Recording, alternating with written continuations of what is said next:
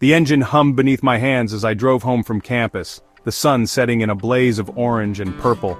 My car, my first big purchase, felt like freedom. I'd worked 2 jobs, saved every dollar, and now I was finally behind the wheel. The city lights flickered on as I turned up the music, letting the beat fill the car. I thought about the weekend ahead, movie night with friends, maybe just driving around. No more waiting for rides or buses, just me and the open road. I smiled, pride swelling in my chest. This car was proof of my hard work.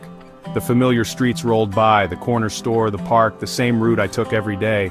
Everything felt normal, peaceful. My mind drifted to dinner plans, maybe pizza to celebrate the end of the week. Life was simple, good. I was only a few blocks from home, picturing my front door, the comfort waiting for me. My favorite song came on and I sang along, not a care in the world.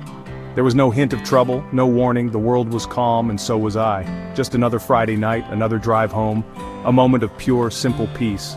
I had no idea it was about to be shattered, the calm before the storm. I was content, unaware of what was coming. The streetlights cast long shadows as I turned the last corner. I felt safe, invincible. The night was mine. I took a deep breath, savoring the quiet. Everything was about to change. Suddenly, red and blue lights exploded in my rearview mirror. The siren wailed, slicing through my music and my peace. My heart pounded as I pulled over, hands sweating on the wheel. 2 officers approached, faces hard, hands near their belts. I rolled down my window trying to stay calm, hands visible. The officer didn't ask for my license or registration. "Get out of the car," he ordered, voice cold. Confused, I asked, "What did I do?" No answer, just the command, louder, "Get out, now!" I fumbled with the door, fear tightening my chest. He yanked me out, twisted my arms, snapped on handcuffs. "You're under arrest for grand theft auto," he said. The words hit me like a punch. This was my car. I tried to explain, voice shaking. "This is my car, I have the registration." He ignored me, pushing me toward the police car. My pleas vanished into the night. I was treated like a criminal, not a person. The lights, the sirens, the accusations, all for a crime I didn't commit. My world spun out of control. I was powerless, trapped in a nightmare. The truth didn't matter. I was just another suspect. The night had turned against me. The ride to the station was silent, fear pressing in from all sides. The handcuffs bit into my wrists as I replayed everything in my mind. How could they think I stole my own car? At the station, they led me through sterile halls to a gray, windowless room. I sat alone, trapped, panic rising. An officer questioned me, eyes cold, not listening.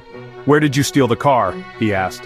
"It's mine," I insisted, voice trembling. "The papers are in the glove box." He didn't care. He saw a suspect, not a student. He left me alone, the silence deafening. My phone was gone, I couldn't call anyone. I was just a number, a problem to process. Time warped in that small room. I thought about my future, my record, my reputation slipping away. All because someone refused to listen. I was innocent, but I felt guilty, powerless. My hope faded, replaced by dread. The weight of injustice was crushing. I put my head in my hands, trying to breathe. I felt completely alone. The system had swallowed me whole. My voice was lost in the cold, fluorescent light. I waited, desperate for someone to believe me. The walls closed in. The door opened. I braced myself, but it wasn't the same officer. It was Chief Miller, my godfather, a friend of my father's. Relief hit me so hard I almost cried. "Marcus, what are you doing here?" he asked, shocked. "They think I stole my car," I managed, tears finally falling. For the first time, someone saw me, not a suspect, but a person. Chief Miller sat down, listened as I told him everything. He didn't interrupt, just nodded, concern and anger growing in his eyes. "This doesn't add up," he said, scanning the report. The officers had reported the car stolen before they even pulled me over. He stood, determined. "Don't worry, I'll get to the bottom of this." He left, but this time I felt hope. Someone believed me. The cold room felt less suffocating. A lifeline had appeared in the chaos. Chief Miller's presence was a promise. The truth might finally come to light. I wasn't alone anymore. Hope returned. Chief Miller acted fast. He sent Officer Diaz to get my registration from the car. My friends, worried, found out where I was and waited in the lobby. Officer Diaz returned with the paperwork, my name on every document. She gave me a nod, a small gesture of support. Chief Miller reviewed everything, then pulled the Dashcam footage. We watched as the officers targeted me for driving a too nice car. The evidence was clear. They profiled me, invented a crime.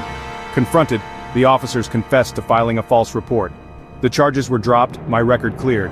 Chief Miller promised disciplinary action. The system had failed me, but it corrected itself. My friends hugged me, relief flooding the room. The nightmare was over. The truth had won. Walking out of the station, the night air felt new. My friends surrounded me, their support a lifeline. Sitting in my car again, I felt changed, stronger. Chief Miller kept his promise. The officers faced consequences, and new training began. My ordeal became a lesson for the department. I learned injustice can strike anyone, anytime. But I also learned the power of speaking up, of not giving in. My voice sparked change. Now, when I drive, I feel the strength I found that night. The world isn't perfect, but one person's fight can matter. We must demand to be heard, to be seen, to be treated fairly. There's always hope for a better tomorrow. Dawn comes after the darkest night, if we're brave enough to fight for the truth.